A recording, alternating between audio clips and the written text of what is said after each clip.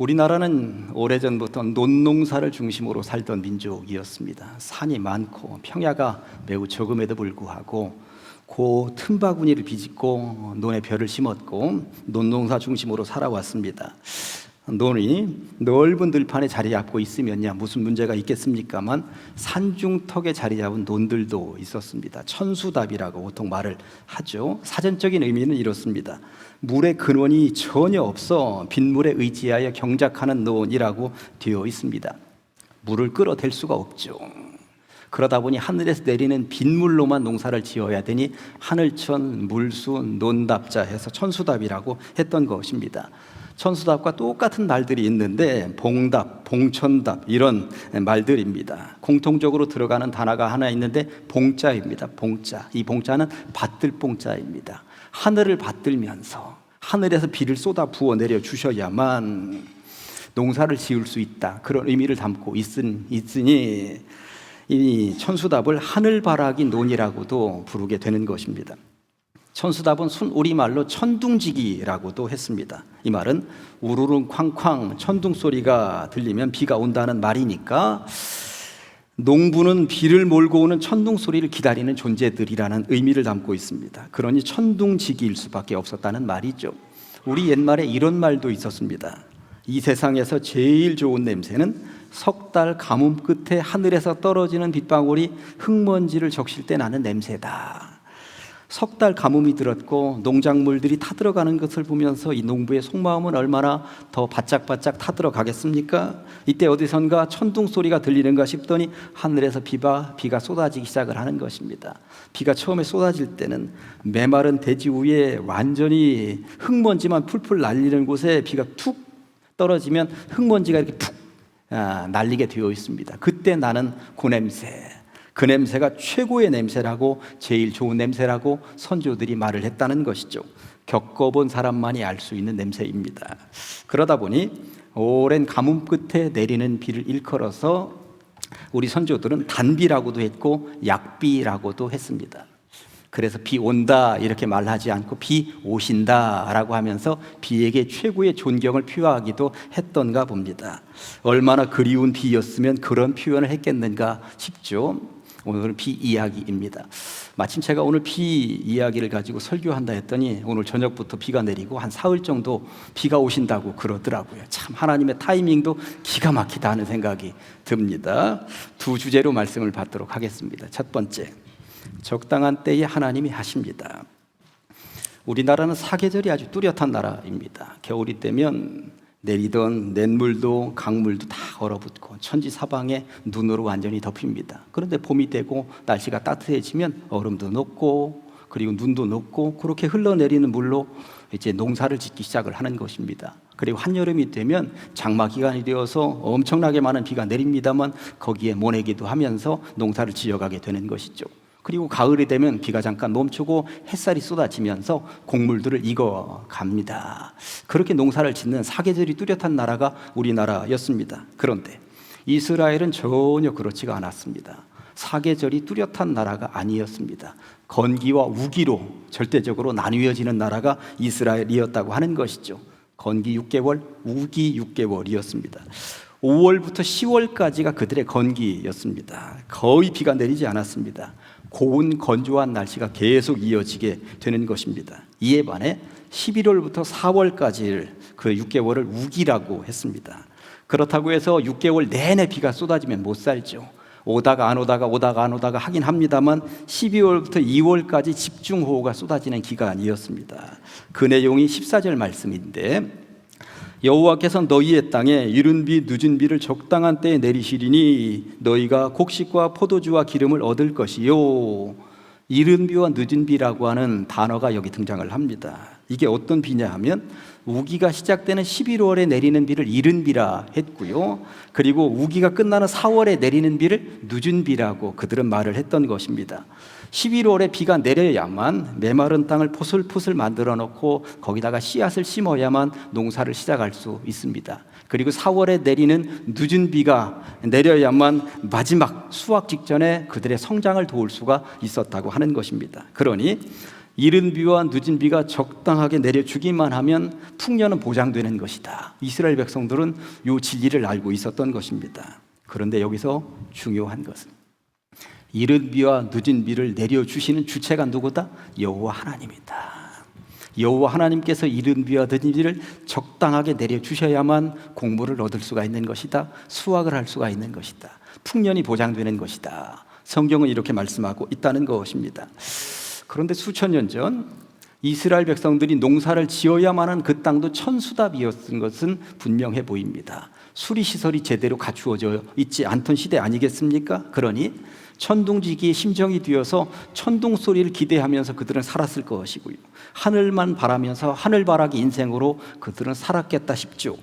그러다 보니 하나님께서 적당한 때에 이른 비도 내려주시고 늦은 비도 내려주셔야만 농사가 가능하구나 하는 것을 젊은 시절부터 나이가 들어도 깨닫게 되는 것입니다. 저는 이 즈음에 우리 교회 건축 이야기를 해보려고 합니다. 제가 여러 차례 말씀을 드렸습니다만 우리 교회 건축은 하나님의 역사하심이구나 하는 것을 날마다 순간마다 깨닫게 되는데, 특히 날씨, 이 비와 관련되어서 저는 할 말이 정말 많습니다. 우리 건축은 비를 빼놓고 이야기할 수가 없습니다. 이게 무슨 말인가? 건축의 모든 과정을 놓고 볼 때 이 비가 정말 하나님의 타이밍에 가장 적당할 때 적절한 방법으로 비가 내려주셨구나. 저는 이것을 몇 날 며칠이고 고백할 수 있다는 이야기인 것이죠. 이미 알고 계신 이야기입니다만 우리 젊은 아이들도 있고 연합예배인지라 그 아이들에게도 이 얘기는 꼭 해주고 싶어서 제가 오늘 이 한 시간 여러분들 다 아는 이야기도 들려드리려고 합니다. 저는 사실 건축 현장에서 이른 비도 체험했고 늦은 비도 놀랍게 체험을 했습니다. 이른 비는 언제 체험을 했는가? 작년도 9월 22일 주일이 우리가 건축 현장 야외터에서 건축 착공 예배를 드리는 날이었습니다. 그런데 잘 아시는 것처럼 9월 중순까지 35도 날씨가, 이 온도가 떨어지지 않고 있었습니다. 제 마음속으로 얼마나 두렵고 떨리는지. 착공 예배를 밖에서 드려야 되는데 이거 착공 예배 폭망하는 것 아니야. 이 온도를 어떻게 할 것인가? 이 온도를 어떻게 할 것인가? 그런데 하나님께서는 그 타이밍에 이른 비, 건축 현장에 이른 비를 내려주셨습니다. 착공 예배 드리기 사흘 전부터 3일 동안 비가 퍼붓기 시작을 하는데 온도를 35도에서 25도 이하로 푹 떨어뜨려 주셨습니다. 그리고 우리는 정말 하나님께서 주신 구름 기둥 아래에서 은혜롭게 착공 예배를 드릴 수가 있었다고 하는 것이죠. 우리 건축은 이렇게 주님의 이른 비로부터 시작되었음을 고백하게 되는 것입니다. 가장 적당한 날씨에 가장 적절한 장소에서 착공 예배를 드릴 수 있도록 만들어주신 하나님, 그렇다면 늦은 비의 체험은 도대체 어떤 것인가? 공사 기간 내내 철저하게 날씨는 우리 편이었습니다. 늘 햇살로 임하시다가 잘 아시죠? 지하 타설 다 끝나고 나면 2, 3일 후에 비 내리고, 1층 타설 끝나고 나면 2, 3일 후에 비 내리고, 2층 끝나고 3층 끝나고 4층 끝나고, 그렇게 각 층마다 다 끝나고 나서 2, 3일 후에 반드시 비가 쏟아졌습니다. 그러면서 우리가 그 공사한 곳에 괜히 물 주지 않아도 되도록 하나님께서 적절할 때 적절한 방법으로 비를 뿌려 주셨다라고 하는 것입니다. 마침 마지막 옥상과 십자가 탑을 타설할 때가 장마 기간하고 겹쳤습니다. 그런데 그 장마 기간이 옥상과 십자가 탑 타설할 때하고 비껴갔다라고 하는 것도 얼마나 은혜인가. 전국적으로 비가 많이 뿌려서 어려움도 있었고 죽어간 이들도 있어서 그 내용은 너무나도 안타까운 이야기이겠습니다만, 그래도 우리 교회는 옥상과 십자가 탑 타설이 다 끝난 이후에 폭우가 쏟아졌다라고 하는 것입니다. 그러고 보니 하나님께서 이렇게 늦은 비로 우리에게 공사의 모든 과정 가운데 역사하셨구나라고 하는 것을 알게 됩니다. 이른 비를 통해서 착공 예배 드릴 수 있도록 해주셨고, 늦은 비를 통해서 모든 외관이 다 끝났구나라고 하는 것을 우리에게 보여주셨다는 것입니다. 그렇게 1년을 보냈습니다. 지나놓고 보니 감사한 일들 뿐이죠. 거듭 말씀드립니다만 이 모든 과정을 거치면서 제가 내린 결론 하나는, 이 건축은 사람이 하는 일이 아니구나, 하나님이 하시는 일이구나 라고 하는 것을 고백하게 된다는 것입니다. 앞으로도 우리는 지속적으로 가장 적절할 때 가장 적절한 방법으로 일하시는 하나님의 능력을 보게 될 줄로 믿습니다. 그러고 보니 이른 비와 늦은 비의 역사는 이스라엘이 그 땅에서만 체험하는 역사가 아니라 세월이 흘러서 오늘날 우리의 건축의 현장에서도 체험하는 하나님의 능력의 역사인 것이구나, 이게 바로 은혜이구나 라고 하는 것을 깨닫게 된다는 것입니다. 이제까지도 그러했거니와 앞으로도 교회 내부 공사를 하는 기간 내내, 그리고 여러분들의 모든 인생 가운데도 하나님의 일하심, 이른 비와 늦은 비의 축복이 함께 하실 줄로 믿습니다. 두 번째, 적당한 때를 기다리며 기도해 보세요. 이 즈음에 저는 스가랴 10장 1절 말씀을 여러분들하고 함께 읽길 원합니다. 말씀이 이렇게 되어 있습니다. 봄비가 올 때에 여호와 곧 구름을 일게 하시는 여호와께 비를 구하라. 무리에게 소낙비를 내려서 밭의 채소를 각 사람에게 주시리라. 아멘. 여기서 말하는 봄비는 신명기에서 말하는 늦은 비에 해당하는 3월이나 4월에 내리는 비를 말합니다. 적당하게 늦은 비가 내려 주어야만 곡식을 얻을 수가 있다는 말씀이죠. 그런데 이 스가랴의 말씀을 묵상하다 보니까 아까 신명기 본문으로 읽었었던 그 본문하고 뭔가 겹치는 것 같으면서 다른 게 하나 있었습니다.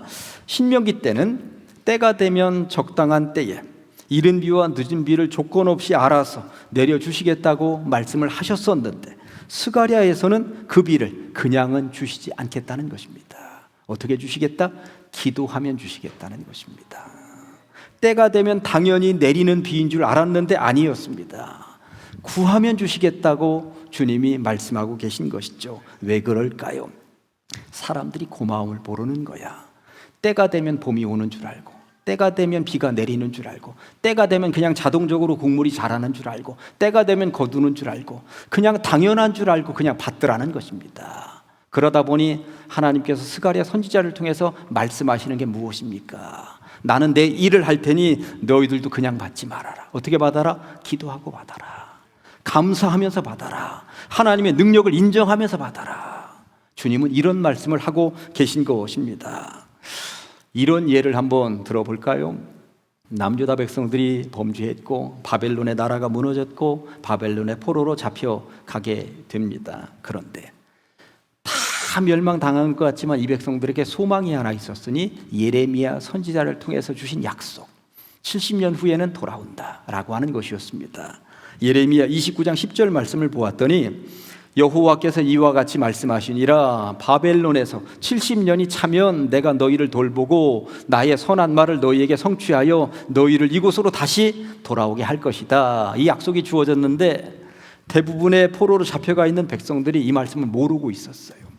이런 말씀이 있는 줄도 모르고 있었습니다. 그런데 그 백성들 가운데 다니엘이라고 있었습니다. 잘 아시죠? 어느 날 다니엘이 예레미야라고 하는 성경책을 펼쳐보게 된 거예요. 그러다 이 말씀을 발견하게 된 거죠. 이때의 장면을 다니엘 9장 2절은 이렇게 소개하고 있습니다. 나 다니엘이 예레미야라는 책을 통해 여호와께서 말씀으로 선지자 예레미야에게 알려주신 그 연수를 깨달았나니 곧 예루살렘의 황폐함이 70년 만에 그치리라 하신 것이니라. 아싸, 세상에 이런 약속이 있었네. 이런 약속이 있었어. 아니 하나 둘 카운트 해보니까 벌써 70년이 다 돼가고 있네. 하나님이 70년이 지나면 우리를 회복시켜 주시겠다고, 포로에서 돌아가게 해주시겠다고 이런 약속이 있었는데 모르고 있었네. 야, 이제 3년 남았다, 2년 남았다, 1년 남았다. 그날만 기다리면 되는 거야. 백성들에게 이렇게 선포하고 백성들을 추동하고 함께 그날을 기다려보자, 이렇게 할 수 있었습니다. 그런데 다니엘은 여기에 그치지 않습니다. 아싸, 기뻐 뛰면서 그날만 카운트하는 것으로 끝나지 않습니다. 다니엘서를 계속 읽어보면 한 절 더 뒤에 있는 3절 말씀이 이렇게 되어 있습니다. 내가 금식하며 베옷을 입고 죄를 덮어 쓰고 주 하나님께 기도하며 간구하기를 결심하고, 70년이 지나면 포로 생활에서 고향 땅으로 돌아갈 것이라고 하는 이 말씀에 아싸 하는 것은 분명하겠습니다만, 그 약속이 이루어질 것이라고 하는 확신도 있겠습니다만, 그 약속을 이루어지게 하는 데에 나도 뭔가 해야지, 기도하겠다는 것입니다. 기도도 어설프게 하겠다는 것이 아닙니다. 간절하게 죄를 뒤집어 쓰면서 베옷을 입으면서 금식을 선포하면서 그 약속이 그대로 이루어지는 것을, 하나님의 능력을 체험하기 위해서 준비하는 다니엘의 자세가 오늘 우리에게 필요한 자세라는 것입니다. 그렇다면 물어야죠. 다니엘은 왜 그렇게까지 했단 말인가? 다니엘은 이런 생각을 했던 것입니다. 해방은 당연히 주어질 것이다. 왜? 하나님의 약속이기 때문에, 그분은 틀림없는 분이기 때문에, 그 약속 70년 만에 이루어진다는 약속, 이게 얼마 남지 않았다. 그러나 내가 기도할 때 그 약속은 더욱더 큰 축복이 되는 것이고, 내가 감사로 받을 때 그 은혜는 더욱더 놀라운 것이 되는 것이고, 그리고 하나님의 능력을 인정하면서 받을 때 그것이 내 것이 되는 것이다. 이 비밀을 다니엘은 알고 있었던 것입니다. 그러고 보니 다니엘이나 스가랴나 똑같은 마음입니다. 하나님은 당신의 약속을 이루어가는 분이다라고 하는 것을 인정하는 것 하나. 두 번째, 그러면 당신의 백성들도 감나무 밑에 누워서 떨어지는 감만 받아먹을 생각만 하지 말고 기도하며 받아야 된다는 사실, 감사하며 받아야 된다는 사실, 하나님의 능력을 인정하며 받아야 된다는 사실, 이 사실을 그들은 알고 있었다라고 하는 것입니다. 하나님은 이루어 가십니다. 틀림없으십니다. 다만 우리가 그 약속이 이루어가는 현장에서 어떻게 받을 것인가, 이것이 중요하다는 것입니다. 우리 교회 건축의 과정도 마찬가지입니다. 하나님께서 이루어 가시는 건축이요, 하나님의 능력을 체험하는 건축이라는 사실과 이른 비와 늦은 비를 내려주시는 하나님의 은혜로 지어가고 있다는 사실을 누가 모르겠습니까?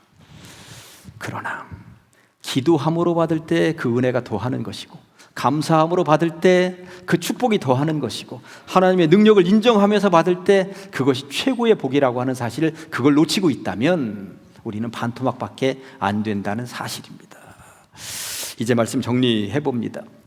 설교를 시작하면서 천수답 이야기를 했습니다. 그러고 보니 우리는 천수답 인생입니다. 하나님께서 은혜를 베풀어 주셔야만 가능한 인생이 우리의 인생이기 때문에 그런 것이죠.